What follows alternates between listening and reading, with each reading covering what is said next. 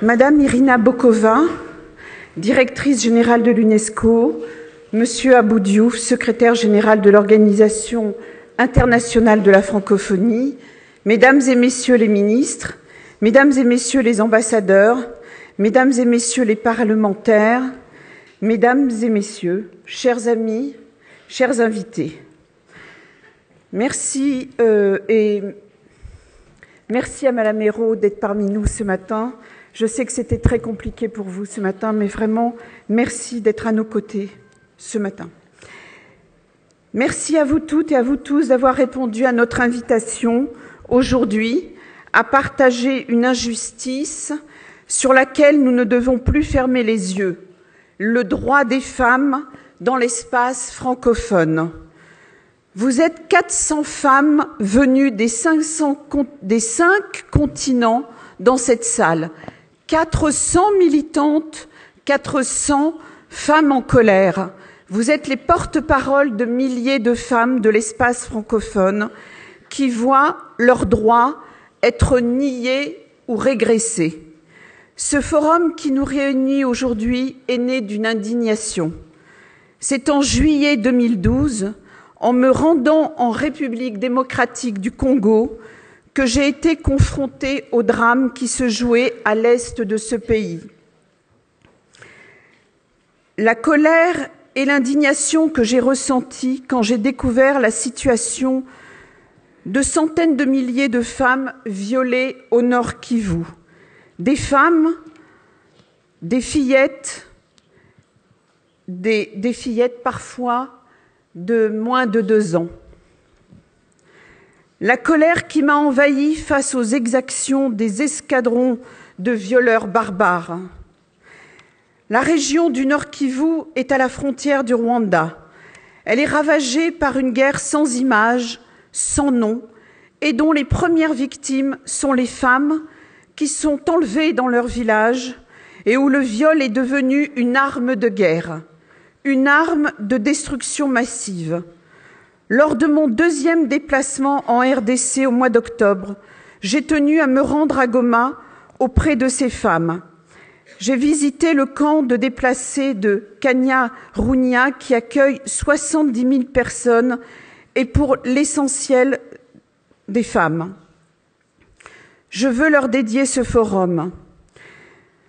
Ce forum et ce voyage, surtout, n'auraient pas pu se faire sans l'aide d'une réalisatrice qui s'appelle Oswald Alad et qui a complètement bouleversé mon programme qui était très protocolaire et nous avons pu nous rendre sur place. Ce forum se déroule aussi à un moment où des Français tombent pour défendre la liberté au Mali, celle des femmes maliennes et de leurs enfants. Je veux ici leur rendre hommage. Vous êtes dirigeantes d'entreprise, scientifiques, ouvrières, professeurs, artistes ou intellectuels. Vous portez la voix de ces milliers de femmes francophones que vous représentez aujourd'hui. Certaines d'entre vous portent dans leur chair les stigmates des agressions qu'elles ont subies du simple fait d'être femmes. Mais vous avez décidé de vous battre pour le respect des droits fondamentaux de la personne humaine. Vous avez décidé de vous lever pour cet humanisme intégral dont parlait Senghor.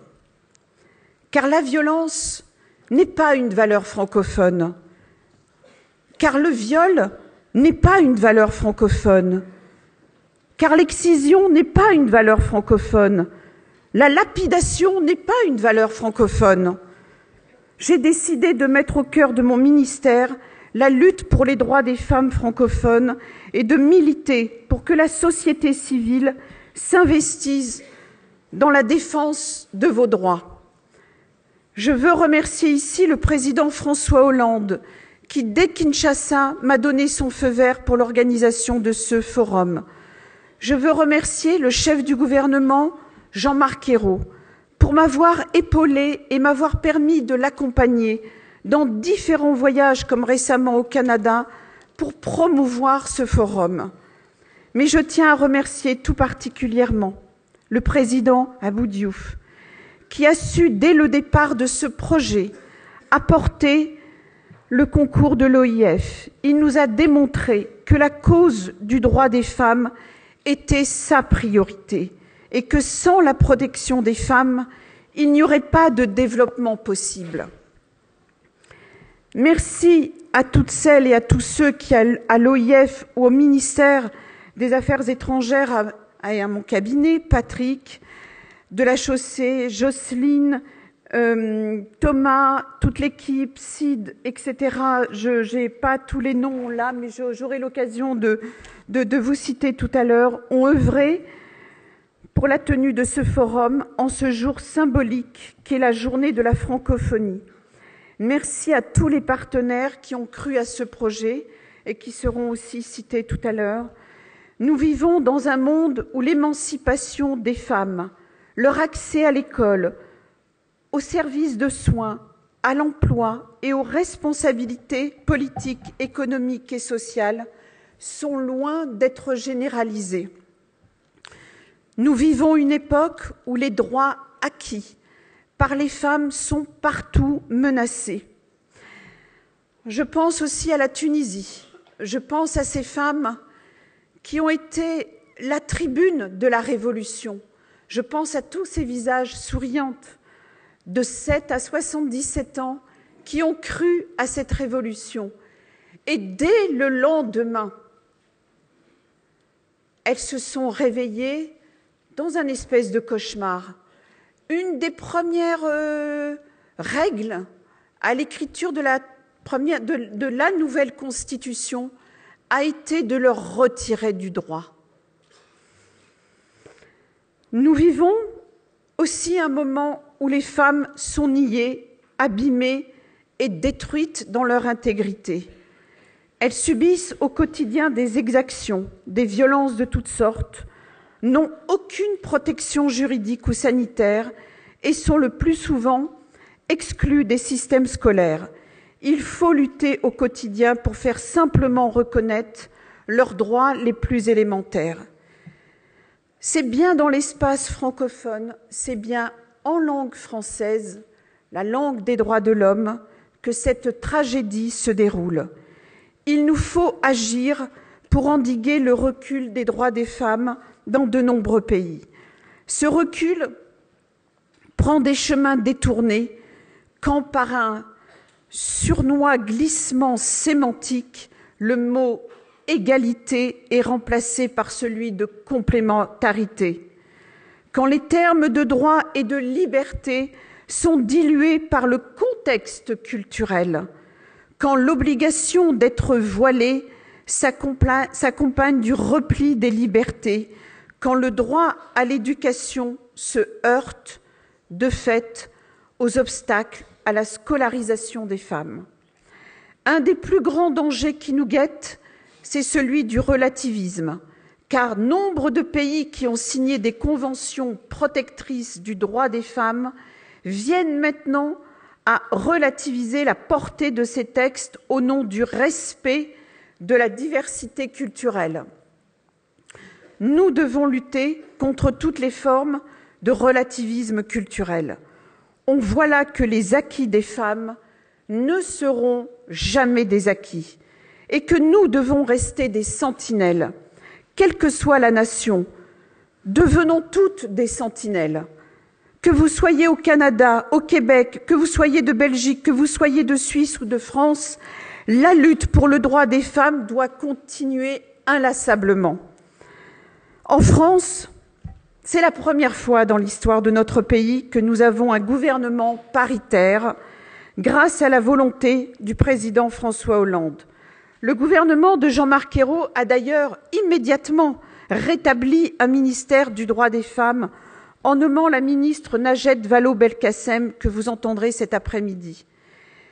Nous allons aujourd'hui mettre nos expériences, nos témoignages, notre volonté en commun pour jeter les fondements d'un réseau actif et solidaire de femmes dans l'espace francophone. Je voudrais d'ailleurs citer aujourd'hui Les mots d'Aïcha Ba Diallo, avec qui j'étais hier soir, qui a été ministre de l'Éducation en Guinée et qui est parmi nous.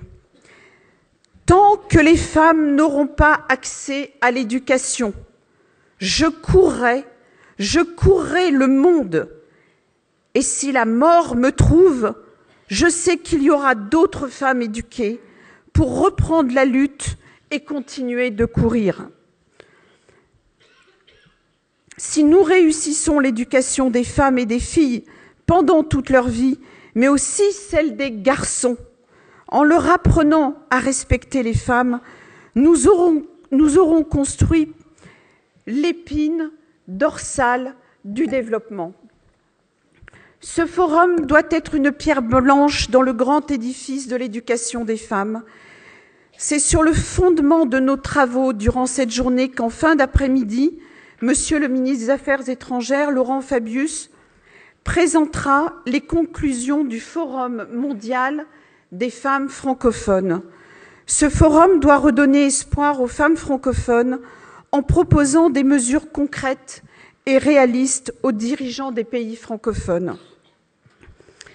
Je sais pouvoir avoir le soutien de Monsieur le secrétaire général de la francophonie pour ce faire, car il a la volonté de faire évoluer la condition des femmes. Je lui soumets ici deux de mes souhaits.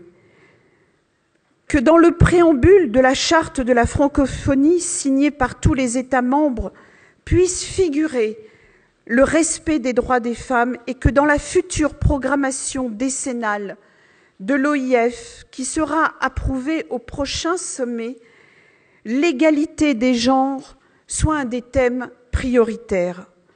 Pour y parvenir, je vous propose de signer un appel solennel des femmes francophones.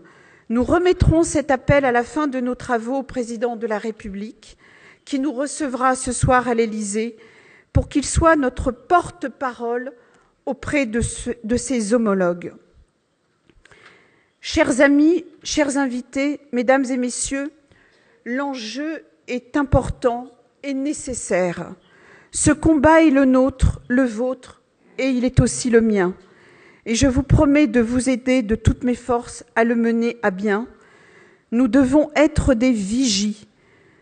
Nous devons être des sentinelles. Et comme le disait Nelson Mandela, ce qui est fait pour nous, sans nous, se fait contre nous. Les acquis des femmes ne seront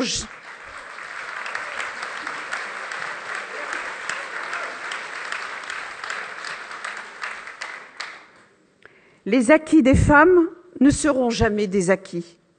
Il n'y a pas d'acquis pour les femmes qui ne se gagnent pas par la lutte. Et je vous promets de ne rien lâcher. Je vous remercie.